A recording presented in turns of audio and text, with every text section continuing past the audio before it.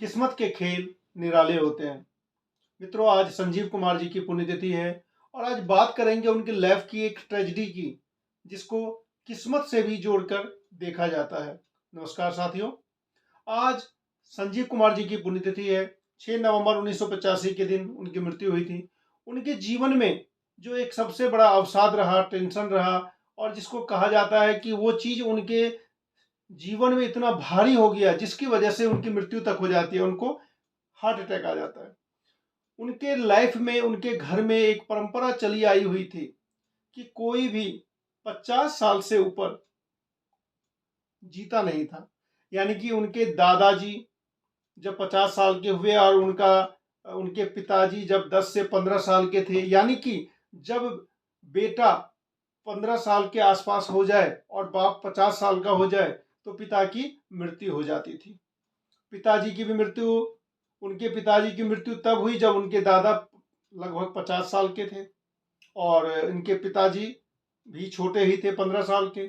इसके बाद इनके पिताजी की भी मृत्यु तब हुई जब इनके बड़े भाई 15 साल के थे और इनके पिताजी की उम्र भी 50 साल थी। मित्रों, इतना ही नहीं, संजीव कुमार के जो बड़े भाई थे वो भी जब 50 के उम्र में जाते हैं तो उनकी भी मृत्यु हो जाती है। और इस तरीके से संजीव कुमार को एक बिना दिखा हुआ डर लगने लगता है कि वो भी 50 साल की उम्र में उनकी भी मृत्यु हो जाएगी।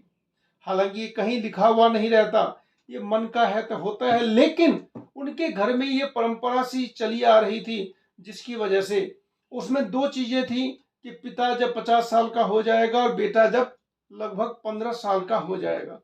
मित्रों, इसी डर से संजीव कुमार ने कभी शादी नहीं की। हालांकि हेमा मालिनी से वो शादी करना चाहते थे तो हेमा मालिनी ने शादी से इनकार किया था। सुलक्षणा पंडित इनसे शादी करना चाहती थी तो ये सुलक्षणा पंडित से शादी करना नहीं चाहते थे। यानी कि इस तरीके से ये आजीवन अनमैरिड रहे।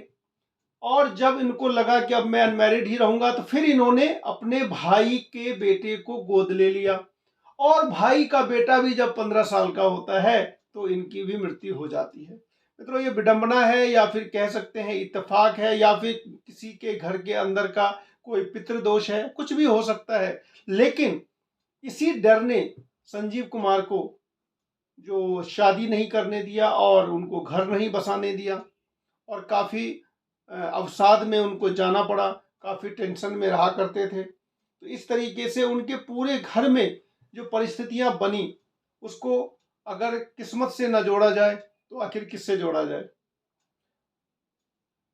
ये 6 नवंबर आज है और आज उनकी पुण्यतिथि है और संजीव कुमार जी के लिए ये एक हार्दिक श्रद्धांजलि है। मिलते हैं नेक्स्ट वीडियो में, तब तक के लिए नमस्कार।